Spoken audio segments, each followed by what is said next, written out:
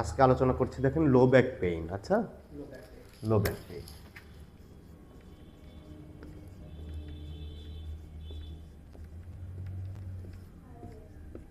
LBP, low back pain, pain in the back, মাজায় ব্যথা। ঠিক আছে, আমরা বিপি দেখব, পালস দেখব, তার সঙ্গে অ্যাডভাইস যদি দিই তাহলে আমরা একটা এক্স রে অ্যাডভাইস দিব। X ray, lumber sacral spine, both view, এই এক্স রেটা দিতে হবে। Lumber sacral spine, both view. আচ্ছা, এক্ষেত্রে আমরা কি আর এক্স করবো দেখি।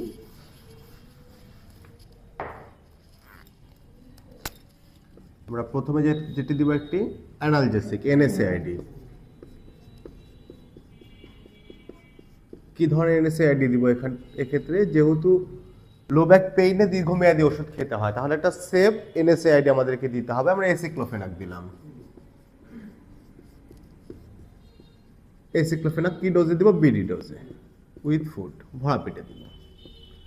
আচ্ছা, 2 নাম্বার হচ্ছে যেহেতু মাজায় ব্যথা কেন মাসল রিল্যাক্সেন্টের প্রয়োজন হয়।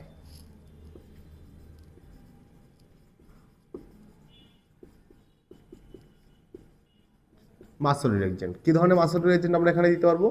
ব্যাকলোফেন দিলাম, ব্যাকলোফেন দিলাম বিডি ডোজে।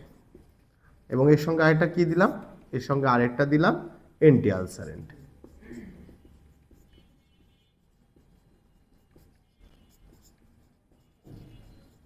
কি অ্যান্টি আলসারেন্ট দিলাম? ইসোমিপ্রাজল দিলাম।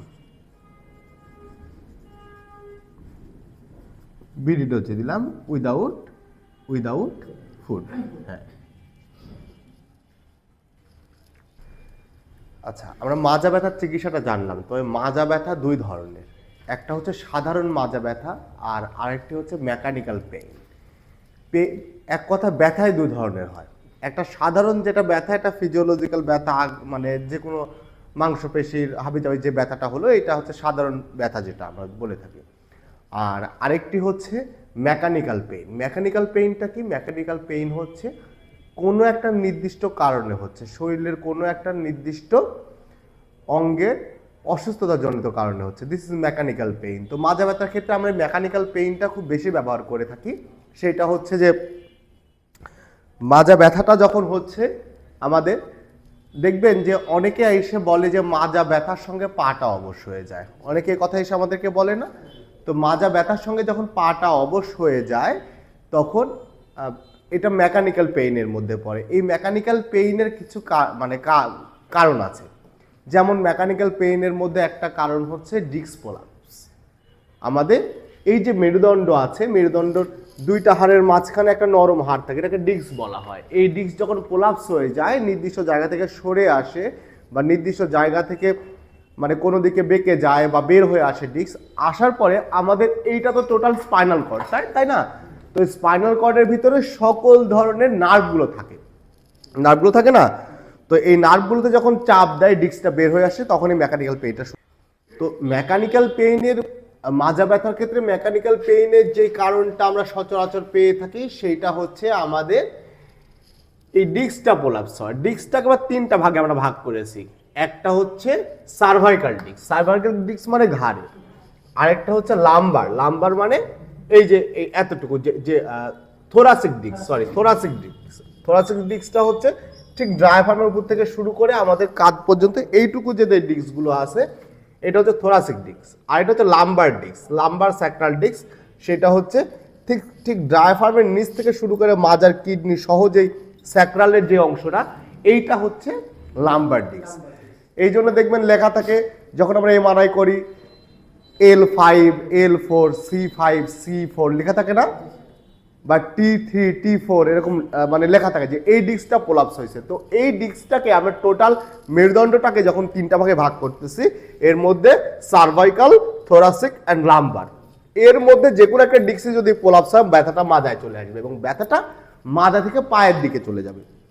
রুগী আমাদেরকে আলটিমেটলি একটা কমপ্লেইন করে যে আমার ব্যথাটা মাথার দিকে সঙ্গে সঙ্গে এই পাটা অবশ হয়ে যাচ্ছে। এই অবশ হওয়ার কারণটা কি? এই অবশ হওয়ার কারণটা হচ্ছে ডিস্কটা যখন প্রোলাপস হচ্ছে, ডিস্কটা প্রোলাপস হওয়ার পরে কিন্তু গিয়ে ওই নার্ভটাকে চাপ দিচ্ছে। তো নার্ভটাকে যখন চাপ দিবে, নার্ভের কার্যকরী ক্ষমতাটা কমে যাবে না? তো এই নার্ভটাকে যখন চাপ দিচ্ছে তখনই এই এক পা অবশ হয়ে যাচ্ছে, নয় ঘাড় অবশ হয়ে যাচ্ছে। আর তাছাড়া যখন সার্ভাইকাল ডিস্ক প্রলাপস হয় হাত অবশ হয়ে যায়। এই ঘটনাগুলো ঘটতে থাকে রোগীর ক্ষেত্রে। হাতটা অবশ অবশ লাগে, পাটা অবশ অবশ লাগে, ব্যথাটা কাঁধ থেকে হাতের দিকে নেমে যায়, মাজা থেকে পায়ের দিকে নেমে যায়। এই কারণগুলো হচ্ছে মেকানিক্যাল পেইন হচ্ছে এই কারণের একটা লক্ষণ।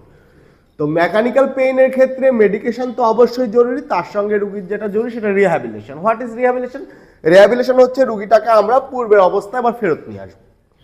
তো সেক্ষেত্রে আমাদেরকে কয়েকটা ধাপ অতিক্রম করতে হয়। শুধুমাত্র ঔষধে ভালো হবে না অনেক সময়, আবার অনেক সময় থেরাপির প্রয়োজন হয়।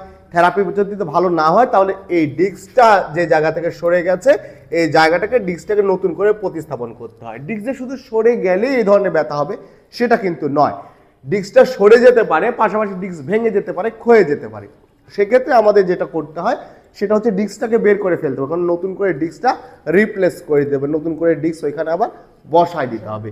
তো এই ডিস্ক প্রলাপসের ক্ষেত্রে, ডিস্ক ভেঙে যাওয়ার ক্ষেত্রে অ্যাক্সিডেন্টাল কজের কারণে কিন্তু ডিস্ক ভেঙে যায়। মাজায় প্রচন্ড আঘাত লেগেছে, আজ বাইক চালিয়ে যাচ্ছিলাম, পিছন থেকে এসে মেরে দিয়েছে বা পড়ে গিয়েছি, সেক্ষেত্রে ডিস্ক কিন্তু ভেঙে যেতে পারে। ঠিক আছে, তো ভেঙে যাক, ক্ষয়ে যাক, আদারওয়াইজ ডিস্ক প্রলাপস হোক। ডিস্ক প্রলাপস হওয়ার কি কারণ?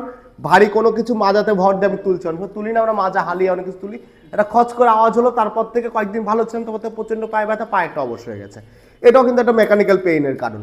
তো এই যে মেকানিক্যাল পেইন যেটা ডিস্ক প্রলাপসের কারণে আমাদের যেটা হচ্ছে, এইটা রিকভারি করার জন্য আমাদেরকে মেডিকেশন, ফিজিওথেরাপি এবং অনেক ক্ষেত্রে অস্ত্রোপচারের বা সার্জারির প্রয়োজন হয়ে থাকে। আর মেকানিক্যাল পেইনটা খুবই মারাত্মক ধরনের পেইন। আপনি যতই ব্যথার ওষুধ খান এই ব্যথা কিন্তু ভালো হইতে চায় না। কিছু কিছু রুগী এসে আমাদের কমপ্লেন করে না যে এত ব্যথার ওষুধ খেলাম, কই আমার তো মাজা ব্যথাটা ভালো হলো না। This is mechanical pain. ওনার মাজা ব্যথা শুধুমাত্র ঔষধ খেয়ে ভালো হওয়াটা কঠিন। তো এই যে মেকানিক্যাল পেইনের ক্ষেত্রে আমাদেরকে 3টা ধাপে যেতে হচ্ছে, অতিক্রম করতে হচ্ছে। তো আগামী ক্লাসে আমরা এই মেকানিক্যাল পেইন, শুধু মেকানিক্যাল পেইন নিয়ে আলোচনা করবো। আজকে জাস্ট শুধু আমি মাজা ব্যথার একটা ধারণা দিলাম, এবং এই যে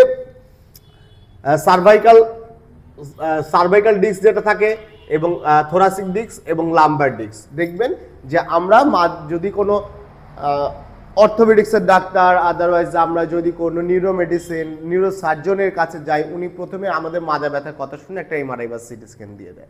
আমরা মনে করি এত ব্যয়বহুল পরীক্ষা আমাকে দিল, কিন্তু এটা তো রোগটা নির্ণয়ের জন্য প্রয়োজন, তাই না?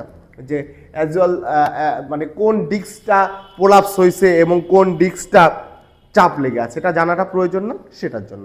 তাহলে আগামী দিন আমরা মেকানিক্যাল পেইন